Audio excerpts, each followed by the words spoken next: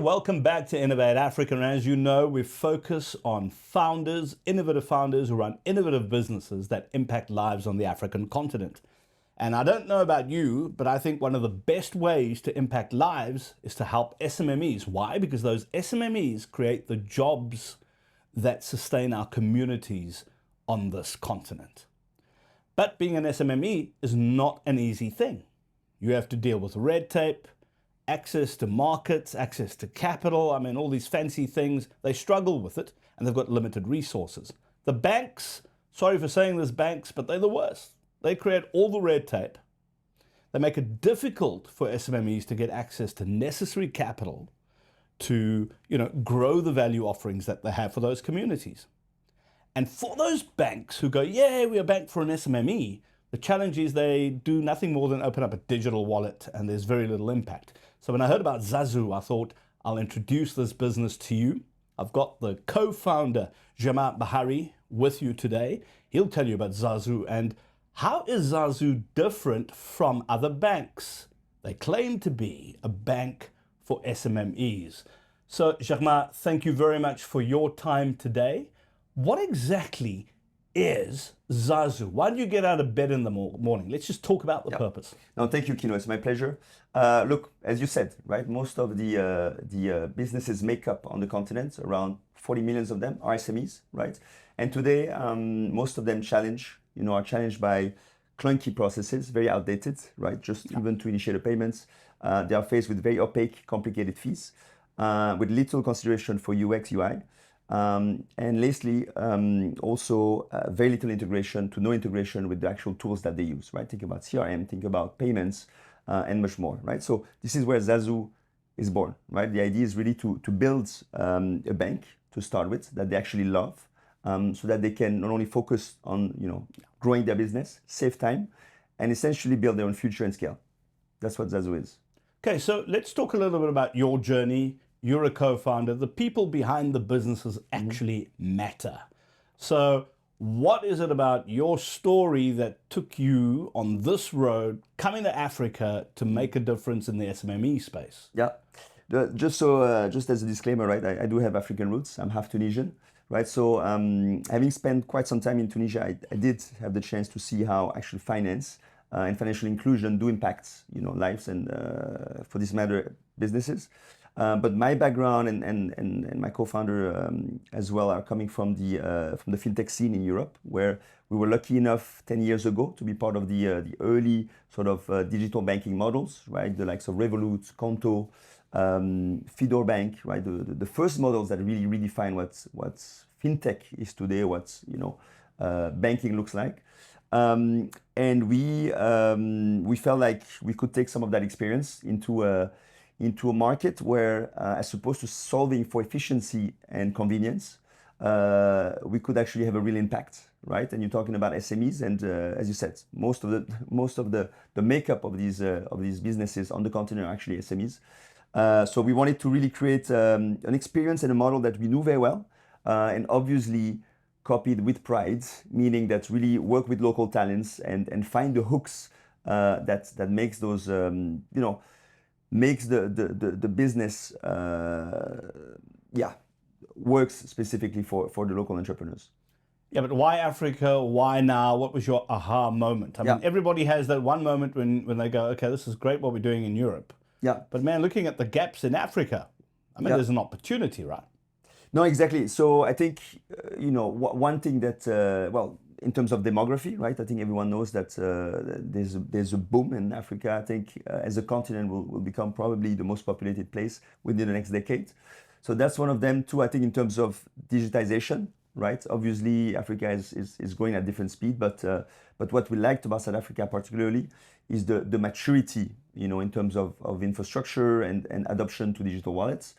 And lastly, and most importantly, and I think that's a key number that I think is interesting for the audience, is 400,000. That's the number of newly created SMEs per year here in South Africa, right? So that is twice a greater number than the one in the US and Europe, right? So that was part of our aha moment to know who is going to bank and be there for this new generation of SMEs.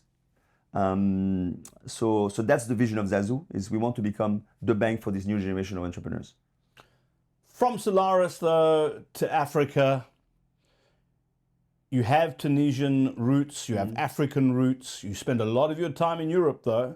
So my question is, how easy was it to actually make your play on the African continent, even with your roots? I mean, your partner, Rince, is European. So let's talk a little bit about going into a market that, yes, you know a little bit about, but your networks might not run as deeply as they do in Europe. That's fair enough, and I think that's a question we ask ourselves at the beginning of the journey, and that's a lot of investors are also I wouldn't say questionings, but it's definitely a good point. So I can tell you that a lot of the models that we build, and I could say the same thing here. I think the challenges that these entrepreneurs are facing, whether they are in South Africa, whether they're in Nigeria, in the US, in Europe, are the same, right? And they want to focus on building their business. They want to, there's a quote that I like saying is the baker wants to bake, right? So what we think is different, though, is part of the solutions, right? So that's where quite rapidly we surrounded ourselves with two ex-bankers, right? We have the ex-CFO of ABSA that is with us from the beginning, and the ex-head of retail and SME banking at Bidvest, right? So quite early, we wanted to make sure that, one, we have the right connection when it comes to the banking experience and so on, and two, half of our technical people here on the ground are from South Africa, our chief of staff as well. So we do want to make sure that we have the local flavor as well. And obviously we are breeding the market, right? We've been a bit less than a year now, based here at Innovation City, talking with partners on a daily basis. So voilà, it's a mix of a solution that we've built before, but with the local flavor. Not easy, though, when one looks at the regulatory frameworks that you have to deal with. It's not just South Africa, you've got aspirations for the rest of the continent. So let's talk about some of the top pain points that you've had to deal with in order to get going and to get to this particular point, and maybe explain what this particular point is right now. Yeah, I mean, as you said, regulatory is one. I mean, but that applies to everywhere. When you want to build a bank, you have certain jurisdiction now where they have enabled these sort of lighter payment licenses, but it's still quite nascent on the continent. So indeed, that's a strategic choice that we made quite early on, to partner with a bank, so that we leave the heavy lifting and what typically banks do best, right? Is holding the money and reporting to the regulator. So we have a partner bank at the back. That's exactly what they do. So in terms of compliance and regulatory, that's a covered area now. The second piece is around, as you said, right, the culture difference, making sure that you have these two white founders or European founders that are coming in here. What do they know about the market? And this is why we breathe the market now. We're surrounded with a team that has spent multiple decades here building banks. And I would say thirdly, and this is an ongoing, I wouldn't say challenge, but rather opportunity that we face now, is the trust barrier, right? Is how do we convince either an entrepreneur or someone that has been running his business with the likes of FNB, Netbank, and so on, to trust a new player. So that's something we are actively working on. I get nervous when you say partnering with the banks, because the banks are the problem in the first place. And you say you're going to be a bank for SMMEs. Yeah. So what differentiates you, and how strong is that differentiator when you're working with the banks? Yeah. Let me put it this way. I think there's been different views on the banks. I must say, of course, we and that's the raison d'être, a reason for existing, is that we have a deep belief that the experience they currently offer is just not good enough, and they've banked profitably until now on the retail and SME side, right? So we want to challenge that, but you have to give it to them. What they're good at is, as I said, protecting your money and making sure that they have the trust of the regulator, right? So we see them as a partner for that area, making sure that we can piggyback on their license, on their compliance structure, because that's what a bank does, and let Zazu do what it do best, right? Is the user experience, the interface, right? Creating new features that actually make sense for these SMEs and reintegrating all the tools that they use, right? So the partnerships on paper make sense. So what do we do different? We're investing a lot on that interface, making sure that experience is easy intuitive and delightful so that these businesses actually enjoy and love their bank. That's the first one. The second one, as I said, we're going beyond banking, right? So the idea of reintegrating a lot of the tools that they actually use on a very disjointed and fragmented basis. Think about Peach Payments to accept payments. Think about Icoca to get your POS machine. Think about Shop or ShopStars for your e-commerce experience, right? All businesses that are actually incubated here at Innovation City. Instead of using them, across 6 or 7 different logins, we can sort of unify that into a single experience, right? And lastly, let's talk about pricing, right? We want to offer a transparent and very simple pricing plans so that they understand what they're actually paying for and they can actually project the cash flow. All right, so I mean, the other thing I'd love to focus on is your end-to-end financial stack. Because I mean, if I just have a look at it, you offer tax, payroll, spend management. A lot of people saying you're going quite broad, quite early. Yeah. Isn't that a bit risky? No, that's a good point. I think you're touching on our core philosophy, which is, as you said, right, it's to be able to rebundle and offer an end-to-end finance solutions for these SMEs. But our philosophy is to really focus on what we do best, which is, giving an entry point, which is through the transaction, through the account, through things like expense management and bookkeeping, right? But the rest, we want to let, other players that have, that will and have done that much better than us, right? Think about Lula on lending or Flow 48, right? Because we have no intention to lend. I mean, it's a complex business. As I said, the likes of Peach or Ozo when it comes to payments, the likes of, so all these businesses, right? Business incorporation, think about it. We're working with a partner called GovChains, right? So as you open a business account with Zazu, you get the opportunity to create and register your business, right? So the idea really is to not go broad ourselves, but enable an ecosystem of players that have done that very well to coexist into our platform. So that, it all benefits the SMEs, so, and prevents them to have this data silos or islands that do not talk to each other, right? Okay. So what about early traction? So let's talk about SMMEs on the wait list. Let's talk about pilots. Let's talk about some of the feedback that you might have received. Yeah. So we're quite lucky actually to gather quite some good numbers on a waiting list, right? We have around 400 businesses now. This is growing organically. We, out of these 400 waiting list users, we took around 40 of them where we gave them access to our first product demo, right? So they are playing around now with the platforms. We gather their feedback, and the idea is to quite quickly go live with these, we call them early birds, and really build around them a product that they love, right? So most of them are, I would say, tech founders, early entrepreneurs, right? That had the aha moment, or or mostly discontent with their current experience with their banks. And then to go with sort of more loud go live in the coming months. So the one thing I tend to like about what you're doing is you're partnering. It's the philosophy, because other than being the founder of Innovate Africa, I'm also the co-founder of Innovation City that you've mentioned. But the one thing I found is that when you work together, you go so much further, you add so much more value. So if I think of Zero, if I think of Lula, if I think of all these other people that you've partnered with, it creates quite a high level of stickiness as well, would you say?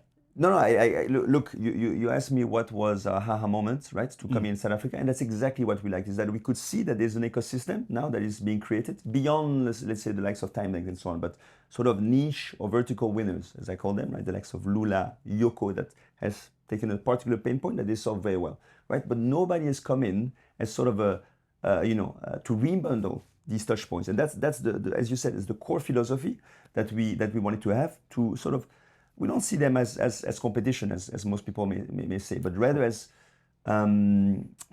co-creating solutions together, right? So that's one. And two, as I said, it's all to the benefits of the SMEs. Moving on to, and I'm just going to think about this, when we do these interviews, there's just so many things that, rushes into one's mind. But the regulatory runway. So you partner with banks. It's a heavily regulated space.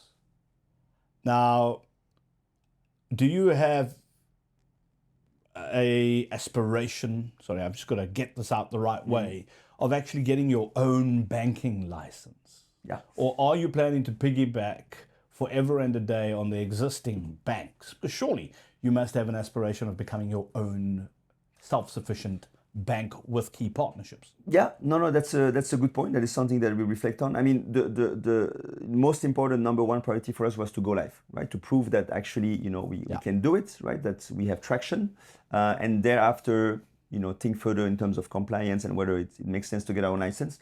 Our personal view is that for now we don't need it, right? As I said, like with the license come a certain sets of heaviness, so to say, when it comes to compliance, reporting, also in terms of scalability. It's not you cannot passport it to another country.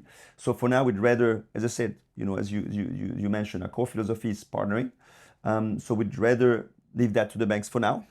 And if you think also in the future, for us to both actually to be able to scale into another country, but also in terms of valuation as a business, and in terms of DNA, we see more ourselves as a tech company. Right, so essentially, as a software that comes on top of the bank, right, that partners with the bank because they're here to stay, and do what we do best, which is focusing on the experience, focusing on integrating and rebundling these partners that you mentioned, so that we think the battle of the future is around the UX UI. Voilà. So if I'm a potential investor, I'd like to know what the monetization model looks like at scale. Are we talking about SaaS fees? Are we talking about what are we talking about here? And how do you monetize without becoming onerous once again to SMMEs? Yeah, I think that philosophy is also like more like it's a mix of banking model and tech model. But at the end of the day, we whatever we want to monetize is to make sure that we add value to these businesses. Yeah. One, it's subscription plan, right? So we'll start probably with two plans, eventually moving to free, right? So there's a subscription plan for SMEs to get onto the platform. We have traditional, what we call interchange, right? Whenever a customer or an SME swipe their cards, right? We receive a fee for that. There's a deposit also fee that we take when we deposit, our customer balances into our partner bank. And lastly, all these sort of data exchange, whenever we send it to a partner of ours, right? We get a referral fee, right? So there's a big bet around that partnership. So we do not monetize onto these SMEs, but rather as a lead, sort of acting as a lead generation for all these ecosystem partners. And your monetization, I mean, if one just looks at we've spoken about the monetization. Actually, I want to talk about the economics when compared to traditional banks and neobanks. Yeah. Very keen on the economics. Once again, if I'm an investor, it's something that I'm keen to find out more about. So what can you tell me about that? And also, how capital intensive is your model? Yeah, no, it makes sense. So look, I think the old model wanted banks to be, any companies actually to be big to scale. That was sort of the model. Yeah. But tech, in this case, fintech and AI to a certain extent has changed that. You don't need any more hundreds of employees. You don't need brick and mortars, right? Yeah. And that's the proposition that Zazu offers, right? It's to say, look, you can open an account and create your companies in the comfort of your couch on a Saturday. Or, you're not able to sleep because you're looking for an invoice. You should be able to get an answers at 10 o'clock at night, right? So, as I said, tech is enabled to create much more lean teams, right? We are a team of 10 people. Actually, 8 out of them are tech people, engineers. So, and as I said, we're not carrying all the heavy burden that comes with the compliance, the reporting, the physical buildings, right? That a bank may need, which typically makes our unit economics much more interesting, right? And much more comparable to a tech company, right? Right.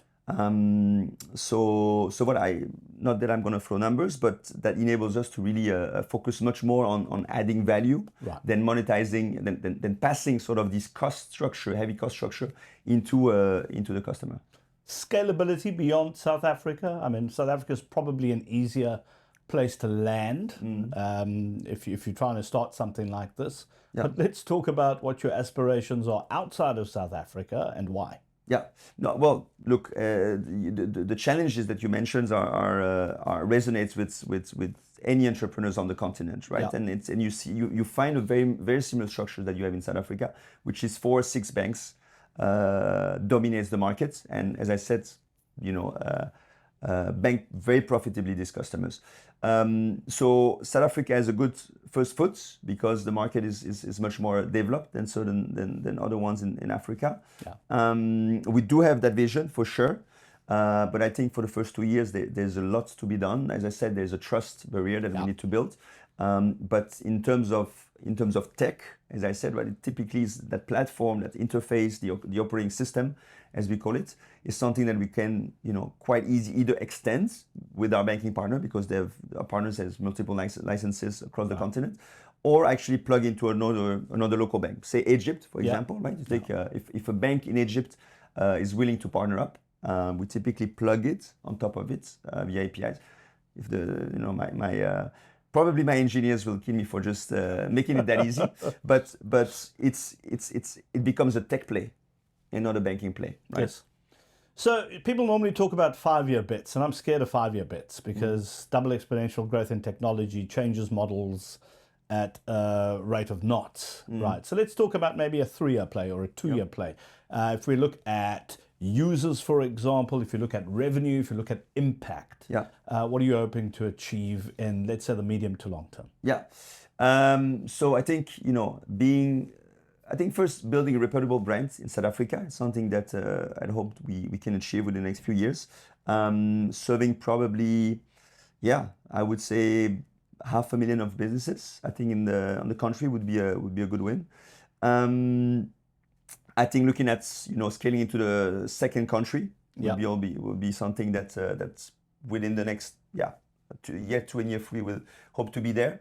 In terms of tech as well, we want to make sure that these ecosystem partners that I mentioned are seamlessly integrated, right? So that you don't have to open a Peach account, you don't have to open an Eco account, so on. Everything is fully embedded into a single experience. And I would say lastly, talking about the rate of technology and AI coming in, we're already working on making sure that we have dedicated AI agents, right, for all types of businesses that can help them with their accounting, with their finances, with their bookkeeping, right, all the way to customer support, and actually uses this data that we discussed to make proactive recommendations. When should you raise your taxes? How can you optimize your bookkeeping? When is it the right time to anything? When is the right time to raise cash? Right, and again, that's as you said, right. The bank sits on this data, right, but do not leverage them for anything, right? And back to operational heaviness is they are unable to do that today because they're sitting on very old and legacy system. Yeah. Well, with you aggregating a lot of these value-added services that complement what you want to do and what you want to deliver, you can also fix real problems for SMMEs on your platform. So if one payment system is down, you automatically kick into another payment system. There are so many things, nuances that SMMEs at least struggle with that you could assist them with on that one platform. So I find it really, really interesting. Yeah. No, as you said, right? And I think that's a small anecdote as you talked earlier about that philosophy of being open. Yeah. When we first came in this country, right, we met with I'm not going to name the bank, but it's one of the top 3, if not one of the top 2 banks. Top 2 banks, okay. Top 2 banks. And we were in the office, right, to discuss the Zazu proposition and saying, look, we're willing to build something that is modern, that is sexy for this new generation of entrepreneurs. We'd love to partner up. We'd love to leverage your existing network, also your experience, and we do what we do best is building a product that makes sense, right? And these guys almost laughed at us, and they said, you know what, we rarely partner up. We like to owning that customers, and that resonated exactly with. And I remember my co-founder was a bit down when we got out of that meeting, but I looked at him and I said, that's exactly our opportunity, because they do not understand that as you said, in 5 years the model will be open. Look at DeepSeek compared to ChatGPT. Why were they so fast that they have an open philosophy? They are open source, right? So that's our philosophy, and this is where I think the banks will be forced to either understand it or they'll be at risk. So Germain, thank you very much for your time. Very fascinating that you didn't just talk about it, you took the leap, and for me that's always a good measure, right? Everybody can talk about ideas. It's the ones that we support are the ones who actually take the leap and get their hands dirty. And this is Innovate Africa, man. This is what we need. We need people like Germain Bahri, Rinse Jacobs to empower those SMMEs that in turn empower you if you work for an SMME. Or maybe you are an SMME and you're looking for someone to give you a break when it comes to the banking side of things. Well, help's on its way. Innovate Africa. Thank you very much for tuning in. I'll see you next week.